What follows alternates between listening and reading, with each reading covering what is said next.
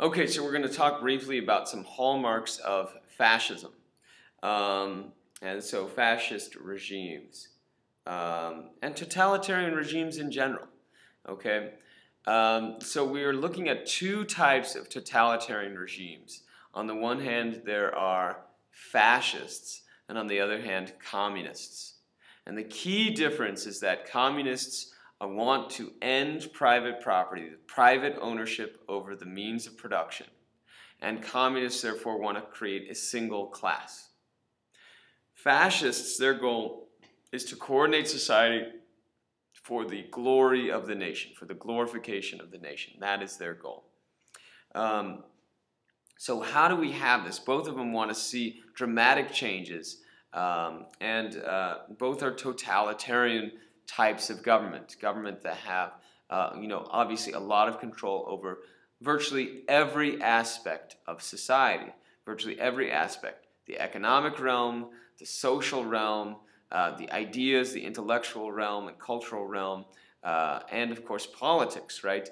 We've seen political control by one right before, right? Absolutist leaders and dictators have always existed, more or less, right? But what was different about totalitarian regimes is they're able to use technology to expand what areas they control. They're not just controlling politics, but also these other areas. So totalitarian regimes are attempting to create, well, what Hitler views and what other fascists view as an organic society in which all parts are working together for the benefit of that society. The Nazis and fascists in Italy reject laissez-faire capitalism. They reject everyone looking out for themselves. For the fascists, including Nazis, they want people to work together for the glory of the nation. And so there's that sense, that Rousseauian sense, that people need to be working for the general will. And the general will is not always what's in someone's self-interests. So in a totalitarian regime, the government then will shape people's ideas to ensure the creation of this organic society in which everything is working together to create a good, orderly society. And so shaping people's ideas means a lot of propaganda will be used. The government and the leading party will create the environment. It creates what people see, what people read, what ideas they're exposed to.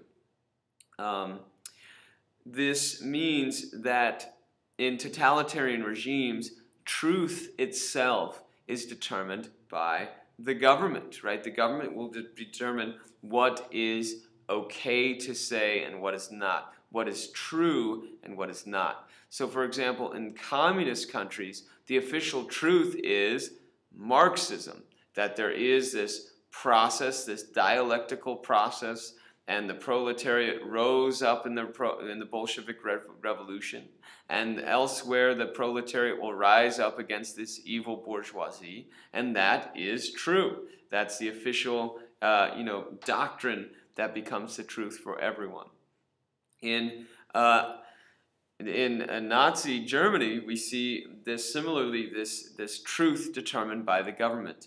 It is, in other words, truth is subjective. What the government asserts now is true. And so when it comes to Nazi Germany, it's all sorts of truths about the greatness of the Aryan race, differences between Aryans and non-Aryans, the negative qualities of Jews, and all sorts of, anti-Semitic information, racial inferiority of these different groups. This all becomes official truth that one cannot challenge and that one is exposed to everywhere. So in a totalitarian system, what is true, what is beautiful, what is right, all of this is determined by the government. And because the government controls propaganda, it controls the media, it's able to express these ideas and reinforce them.